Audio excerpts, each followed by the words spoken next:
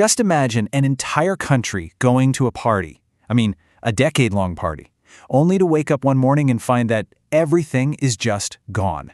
The money, the jobs, even the future. Today, we're going to dive into the Great Depression. This is the story of the moment the music stopped, and a whole generation had to figure out how to survive in the silence. That quote just perfectly captures the shock of it all, doesn't it? For millions of people, there was no war, there was no real warning, just this sudden, absolutely terrifying financial freefall. So, how in the world did this happen? Well, let's break it down. Okay, so to really get a handle on the crash, you first have to understand the party. And I'm talking about the Roaring '20s. This was an era of just incredible optimism, where it honestly felt like the good times were never ever going to end.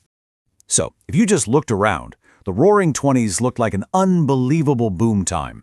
You had skyscrapers shooting up into the sky, jazz music was everywhere. It was the soundtrack of the decade. And Henry Ford, he was pumping out Model Ts like there was no tomorrow. But underneath all that glitter, the foundation was seriously shaky. I mean, consumer debt was just exploding, farmers were going broke left and right, and the stock market, well, it was basically turning into a giant public casino. So you might be wondering, how did everyone get in on the action? The secret was this thing called buying on margin. Basically, you could borrow money to buy stocks. You could control, say, $100 of stock with just $10 of your own money down. It was wild. It made everybody feel like a Wall Street genius. But the whole thing, it was built on a mountain of incredibly risky debt. And this mindset, this idea that stocks only go up, it wasn't just a few experts saying this. It was everywhere. Literally, your barber, the person shining your shoes, everybody was giving out stock tips. The feeling was just, this is it. This is the one-way ticket to wealth, and there was no way you were going to miss out.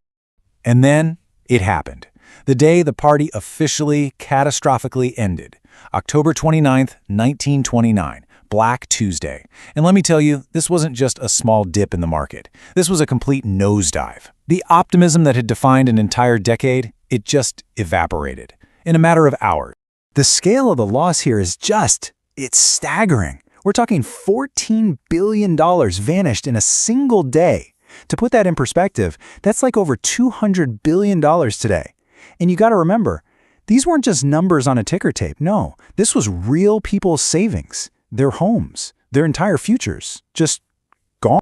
But here's the thing. The crash itself wasn't even the end of the story. Nope. It was just the first domino to fall. What came next was a massive chain reaction that ended up pulling the entire global economy down with it. So here's how it unraveled. First, you have the crash. Then, the brokers start demanding the money people had borrowed. Those are the margin calls. But people couldn't pay. They were totally wiped out. This, of course, causes widespread panic. People start rushing to the banks to pull out their savings, and these bank runs cause thousands of banks to just fail, gone. And this crisis, it didn't just stop at the American border. Oh no, panicked U.S. banks started calling in their loans from Europe, which crippled economies that were still trying to recover from World War I. Think about this. Global trade was cut in half in just 3 years. The American problem had officially become a world problem. And yet, in the middle of all this chaos, what was the official message? Everything's fine. President Hoover kept telling the public not to worry, that the economy was fundamentally sound. But you can imagine for millions of Americans who are facing unemployment and real hunger, those words just rang completely hollow. All right, so let's shift gears a bit. We've talked about the numbers on Wall Street. Now let's talk about the brutal reality on Main Street. Because this wasn't just some economic downturn. This was a decade-long struggle for pure survival. A story of just profound human suffering. And the human cost, it was just devastating. Get this, in 1929, the unemployment rate was only about 3%. By 1933, it had skyrocketed to 25%. That means 1 out of every 4 Americans who wanted a job simply could not find one. Imagine that. Factories went silent, and bread lines, they started snaking through city streets. You can really feel the bitterness in the language that people started using. They began naming their hardships directly after the president. So, the shantytowns built by the homeless, they called them Hoovervilles. The newspapers they used for warmth, Hoover blankets.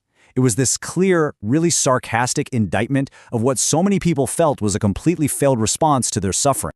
And as if the economic collapse wasn't bad enough, it was like nature itself decided to turn against the country.